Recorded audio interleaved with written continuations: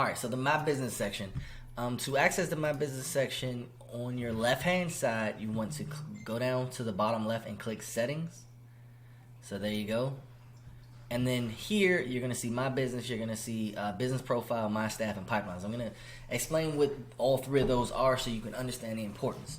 So Business Profile, self-explanatory. You want to put in all of your business information. Your business name, the legal business name, your business email, your business phone number, your website if you have one. Picking a niche is not necessary, but it's good for tracking purposes.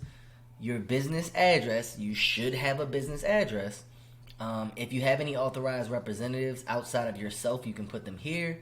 The business info, so the type of business that you have. Just general information about your business. I'm sorry, this isn't general information. General is going to get a little bit more in depth. So allow duplicate contacts, allow duplicate opportunities. What this means is I will be okay having the same person in my contacts. I recommend not having those. Merge Facebook contacts by name. You should turn that on so that way if you do get new Facebook contacts, they'll get merged automatically. Do not disable time zone. Everybody's in different time zones depending on where your business is located or what you do for business. You don't want to confuse anybody with the times. Mark emails as invalid due to hard bounce. That is good to turn on because what it'll do is it'll prevent your emails from going to spam if they keep getting rejected. Validate phone numbers when first SMS is a new contact. This charges 5 cents per validation, but I do recommend it as the same thing. You don't want your text number to get rejected due to sending out too many invalid texts. So these are my recommendations. You don't have to follow my recommendations, but I do recommend turning on your mark emails as invalid and turning on your validate phone numbers.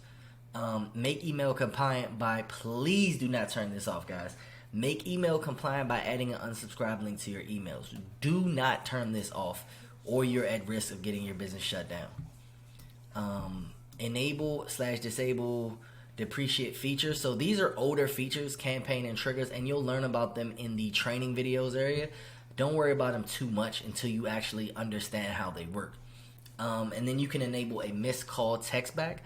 So if someone calls your text number within the system, you can enable a message to be sent out to them just to say, hey, I'm sorry I missed your call. Please call me back at a certain number, or sorry I missed your call, schedule with me, and then you can send them your calendar link. So this is a pretty cool feature to have. Call and voice settings. This allows you to upload voice recordings. I believe it's up to 20 seconds before the timeout.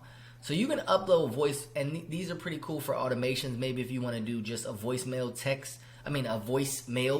sent out, you can upload your voice. Hey, sorry, this is KP. Sorry that you didn't reach me at this time. Please schedule with me and follow it up with the automation. I know this sounds weird right now, but as you learn automations, you'll understand more about what I just did. Okay, My Staff, the My Staff section.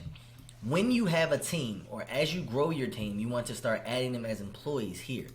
So you go ahead and add employees. You can put all of their information, whatever permissions you want them to have. So if you have just invoicing team members, you don't want them to have access to everything else. If you want automation team, you can be as fluid as you want with giving them the permissions. The user role, do you want them to just be a user or admin? I always recommend just a user until you trust your team members enough to handle the admin duties.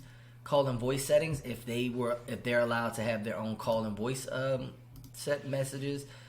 Their availability, this is important for sales, specifically for sales.